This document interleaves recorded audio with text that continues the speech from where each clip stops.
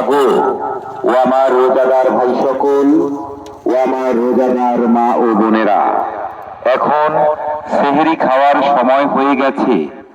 আপনারা আর ঘুমিয়ে না থেকে ঘুম থেকে জেগে উঠুন, সেহরি খাওয়ার জন্য তৈরি হয়ে নিন।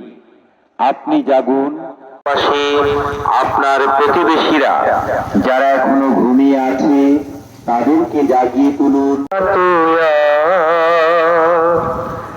রাখবে রোজা ভাবনা শুধু তার। জাগো ও আমার রোজাদার ভাই সকল, ও আমার রোজা খাওয়ার জন্য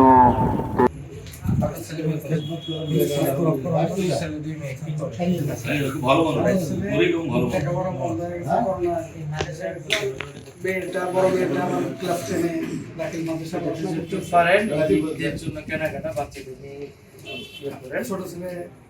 হ্যাঁ,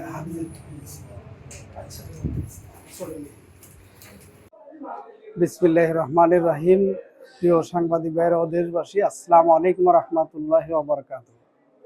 আমি দীর্ঘ 10 বছর যাবৎ এই সিউড়ির সময় বাইসাইকেলে মাইক বেঁধে আমি ডাকাডাকি করি, এলাকার বিভিন্ন এলাকা ঘুরে মানুষকে সিউড়ি খাওয়ার জন্য উদ্বুদ্ধ করি।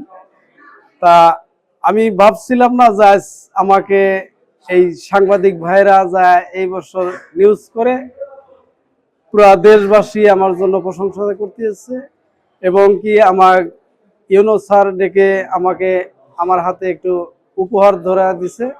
তা আমি দোয়া করি সাংবাদিক ভাইদের জন্য, আবার আমার জন্য আপনারা দোয়া করবেন। আল্লাহ যেন আমাকে যতদিন হায়াত দিছে আমাকে সুস্থ যেন রাখে, আমি যেন প্রতিবারই যেন এরকম কাজ করে যেতে পারি। এই ঈদে জামা জুতো অ্যাক্সেসরিজের ডিসকাউন্ট। আমরা জনাব আব্দুল্লাহর একটি ভিডিও ক্লিপ আমরা ফেসবুকে দেখেছিলাম যে গত 10 বছর যাবত সময় একাই হচ্ছে এলাকার বাসীকে হচ্ছে সেহরির সময় হচ্ছে ডেকে দেন এবং হচ্ছে ইসলাম প্রচার করে থাকেন। তো উনি হচ্ছে পারিবারিকভাবে একটু অসচ্ছল, তার 2জন ছেলে 2জন মেয়ে আছে, সকলে পড়াশোনা করে তার ফ্যামিলি চালানোর জন্য তার একটু কষ্ট হচ্ছে। তো আমরা সেই নিউজটা দেখে হচ্ছে আমাদের তরফ থেকে একটু চেষ্টা করেছি তাকে ঈদের জন্য একটা শুভেচ্ছা উপহার দেওয়ার। আমরা তার হাতে 5,000 টাকা তুলে দিয়েছি উপজেলা পরিষদের পক্ষ থেকে, যাতে হচ্ছে সে নির্বিঘ্নে ইয়ে করতে পারে।